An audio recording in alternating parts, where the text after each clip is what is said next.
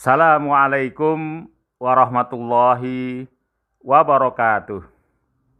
Ketemu lagi dengan saya, trainer Amir Faisal. Kalau Anda ingin tahu lebih banyak tentang saya, Anda bisa cari nama saya di Google. Jadi ketik trainer Amir Faisal di Google. Nanti di sana Anda bisa membaca kurikulum vitae saya. Kemudian juga di sana saya sudah membuat sekitar 70-an artikel. Atau kalau Anda ingin mempelajari platform digital saya yang lain, saya sudah membuat belasan pembelajaran tentang NLP, Neuro Linguistic Programming, yang saya terbitkan, saya broadcast di fanpage saya. Jadi fanpage saya juga namanya Trainer Amir Faisal. Jadi ketik di wall Facebook Anda, kemudian ketik Trainer Amir Faisal di baris paling atas wall Facebook Anda. Kemudian klik dan jangan lupa like. Atau kalau Anda ingin belajar platform digital saya yang lain lagi, khususnya untuk Anda yang ingin belajar menulis buku, saya sudah membuat di channel YouTube saya, yaitu menulis buku semudah chatting. Sekali lagi, ya, jadi nanti Anda ketik di channel YouTube saya, ya, di channel YouTube di YouTube Anda, ya, Anda ketik menulis buku semudah chatting. Itu semuanya ada 12 seri, ya, mulai dari bagaimana kiat-kiat menembus penerbit nasional, ya, bisa mencapai bestseller, kemudian bagaimana menghilangkan rasa takut menulis, bagaimana mensugesti pembaca dan seterusnya. Jadi ada 12 seri. Silakan pilih mana saja yang Anda ingin pelajari, ya. Oke, teman sekalian, hari ini adalah saya membuka platform baru, yaitu branding and promotion organisasi non-bisnis. Ini sebenarnya merupakan kelanjutan dari platform digital saya yang sebelumnya, yaitu kiat-kiat meraih kesuksesan di era krisis sebenarnya. Ini sebenarnya kelanjutannya, cuman ini sekarang kita fokuskan kepada bagaimana kita membangun brand, mempromosikan, ya, organisasi-organisasi yang kita bergabung di dalamnya. Baik teman sekalian, jadi saya akan mengulas sedikit tentang branding, ya, tapi yang intinya saja. Kalau Anda ingin lebih detail, Anda tinggal membuka episode 7 dan 8 di tema kiat-kiat meraih sukses di era krisis. Itu di episode 7 dan 8. Itu sangat detail sekali. Nah, saya hari ini hanya akan memberikan yang intinya. Jadi kalau Anda bicara brand, ya, Anda bicara brand, itu maka yang utama adalah Anda bicara tentang brand positioning. Jadi sebenarnya posisi dari korporasi atau posisi dari organisasi Anda itu di mata masyarakat bagaimana? Ya, sebab begini, kata Jeff Bezos, ya. Anda tahu siapa Jeff Bezos? Jeff Bezos adalah orang yang saat ini orang yang terkaya di dunia. Jadi bagaimana tidak mau kaya di dunia? Karena sekarang orang-orang kaya di dunia adalah dikuasai orang-orang yang menguasai digital, yang menguasai marketplace. Nah, Jeff Bezos ini adalah pemilik monopoli, ya, dia mempunyai monopoli distribusi, dia memiliki marketplace yang dia kuasai sendiri, yaitu Amazon. Jadi beliau menjadi orang yang sangat kaya raya karena dia mendistribusikan barang-barang di seluruh dunia. maka dia menjadi orang yang terkaya di dunia. Jeff Bezos mengatakan bahwa yang namanya brand itu adalah apa kata orang tentang korporasi Anda, ya, atau apa kata orang tentang organisasi Anda. Itu adalah brand.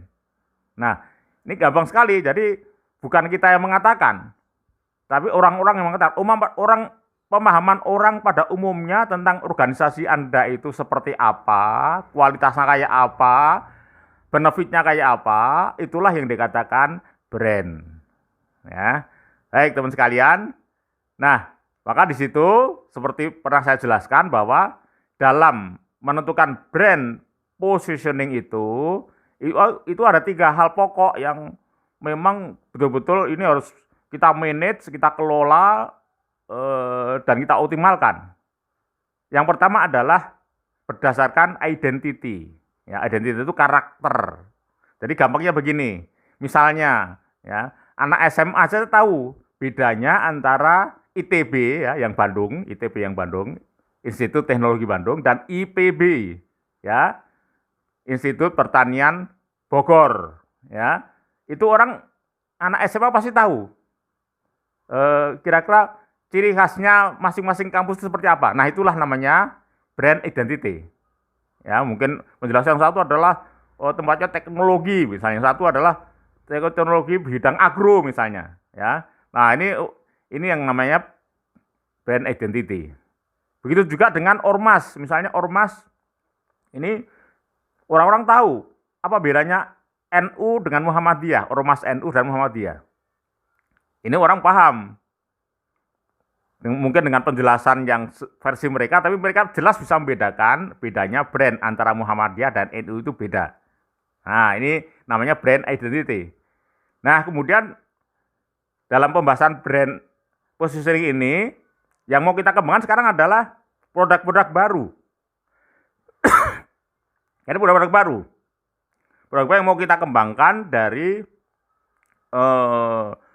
lembaga-lembaga kegiatan yang dimiliki oleh organisasi itu. Mau kita kembangkan. Nah, ini kita kembangkan, maka harus memiliki sebuah brand positioning yang bagus. Ya, nah yang terakhir adalah orang mengenal dulu seperti apakah sebenarnya organisasi itu. Brand yang kedua adalah orang juga melihat dari brand positioning ini adalah berdasarkan benefitnya. Jadi benefit itu manfaat yang mereka peroleh gitu ya, benefit. Nah, ini manfaatnya. Nah, ini juga seperti kemarin saya contohkan PT KAI itu ya, orang semakin merasakan nikmatnya ya, benefitnya naik angkutan, moda angkutan kereta api. Nah, seperti itu. Jadi yang kita tinggalkan benefitnya. Dan yang ketiga adalah expertise-nya. Ya, expertise itu adalah pendalaman dari kemampuan untuk mencetak produk ya, atau kalau di organisasi adalah kegiatan seperti itu ya, benefitnya semakin nyata ya, layanannya semakin bagus dan semakin expertise. Nah, teman sekalian, hebatnya dari expertise ini apa? Kalau suatu lembaga atau suatu korporasi ini sudah dikenal masyarakat memiliki expertise tertentu, maka sebenarnya yang 2 tadi orang sudah diabaikan. Ya, contohnya misalnya, kemarin saya contohkan adalah Universitas Muhammadiyah. Dia sudah cukup expertise, dianggap expertise. Maka yang akan masuk ke perguruan tinggi itu tidak hanya anaknya orang Muhammadiyah, tapi juga dari NU, juga dari yang bukannya NU dan bukan Muhammadiyah. Ya, karena dia sudah dikenal expertise-nya. Jadi inilah yang penting. Dari apa tujuan dari kita membangun brand ya, itu adalah membangun brand positioning. Oke. Nah, sekarang saatnya kita bicara tentang bagaimana kita mengkomunikasikan brand itu. Sebab kayak apa kita bisa membangun brand kita, tetapi kalau masyarakat tidak tahu, nah ini juga harus dikomunikasikan makanya. Nah, maka hari ini kita akan bicara tentang bagaimana mengkomunikasikan brand kita. Dan ini kita bagi 2. Untuk kali ini kita akan bicara bagaimana mengkomunikasikan brand itu atau mempromosikan brand kita itu secara offline. Ya, nanti setelah offline selesai, kita akan bicara online. Ya, ini nanti mungkin yang agak lebih panjang adalah online ya, karena ini kita sudah masuk era digital ya, era disruption ya, maka kita akan kembangkan nanti bagaimana mengembangkan brand ini secara online. Baik, kita mulai. Untuk yang offline. Jadi offline ini seperti kita ketahui yang juga kita sudah sering kali menggunakan itu untuk mempromosikan dari korporasi lembaga kita membuat name card name card, kartu nama ya. Ini udah nggak perlu bahas lagi ya, sudah paham ya. Kemudian yang kedua adalah company profile. Ini udah biasa ya, nggak usah jelasin. Company profile itu di situ mungkin kalau sekarang jangan terlalu banyak, paling itu satu lembar folio itu dengan kertas art paper gitu ya, itu sudah bisa bicara semuanya, sudah ada gambarnya, ada bagannya, struktur organisasi dan sebagainya. Sebisa mungkin jangan terlalu banyak kertasnya ya. Dan nanti kalau kita bisa online, nanti kita beda lagi nanti cara membuat company profile di online. Oke. Kemudian yang ketiga, nah ini yang belum banyak kita lakukan atau terbatas adalah menjadi narasumber. Nah, ini dari narasumber. Jadi kalau Anda ingin mengembangkan brand dari organisasi Anda, maka Anda harus jadi narasumber. Tidak harus ketua umumnya. Kalau itu masalah-masalah umat, itu memang harus ketua umumnya. Tetapi kalau itu kegiatan misalnya di Muhammadiyah amal usaha, itu tidak harus ketua umum. Kalau itu kita mau membangun brand di bidang majelis ekonomi misalnya, maka yang perlu terus menjadi narasumber pembicara adalah yang menangani bidang ekonomi, ya. Kemudian ada lagi bidang pemberdayaan masyarakat misalnya, itu juga harus yang bidang yang ahli yang menangani itu. Nah, jadi ini nanti sudah mulai dibagi-bagi, ya, mulai di didelegir ya kepada yang ahlinya. Jadi, nah justru disinilah untuk ormas yang sudah dikenal sebagai ormas keagamaan, sekarang kita justru tonjolkan sekarang ormas itu dari kegiatan-kegiatan sifatnya ekonomi, ya, pemberdayaan masyarakat. Nah itu harus nanti lebih banyak mereka muncul di masyarakat sebagai narasumber. Udah tawarnya ke mana-mana. Ya apalagi kalau sekarang nanti kita bicara online, ya itu lebih asik lagi. Oke ya, jadi menjadi narasumber. Jangan hanya menjadi EO saja. Banyak ini organisasi ini yang jadi EO saja. Jadi mereka mengundang dari tokoh-tokoh di sana-sana tapi dari dalam sendiri tidak muncul gitu ya. Oke. Kemudian yang keempat, kalau menjadi pemateri narasumber memang dia harus seorang paling tidak orang yang menguasai masalah ya, seorang pakar ya. Paling tidak seperti itu. Yang biasa bicara di publik gitu. Nah, untuk yang teman-teman yang lain mungkin bisa menjadi brand ambassador ya, menjadi duta organisasi.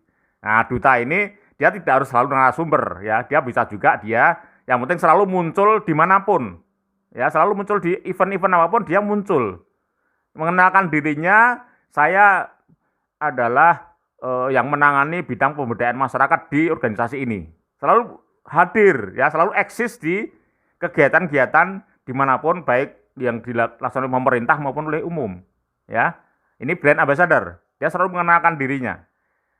Nah, kemudian yang kelima, yang terakhir adalah membangun network, ya, membangun jaringan. Ini cara mempromosikan brand juga membangun jaringan. Tapi ini kita baru bicara secara offline dulu, ya. Nah, dalam membangun jaringan ini secara offline-nya ada 3 hal yang bisa Anda lakukan, ya. Yang pertama, Anda tadi yang ambasador tadi, Anda sebanyak-banyaknya masuk di komunitas-komunitas, ya, yang paralel tentunya. Misalnya Anda yang menangani bidang pemberdayaan petani misalnya, maka Anda aktif di kegiatan-kegiatan yang dilakukan oleh organisasi lain atau oleh pemerintah atau Kementerian Pertanian misalnya. Nah, di situ. Jadi Anda menjalin network sebanyak-banyaknya. Itu. Jadi ikut grup-grup dimanapun ya, ikut kelompok apapun, bahkan boleh juga kita bergabung di organisasi profesi pertanian, misalnya tadi pertanian. Ya, kalau ekonomi juga kita ikut di Kadin, kita ikut di HIPMI, tidak masalah. Ya, Seperti itu.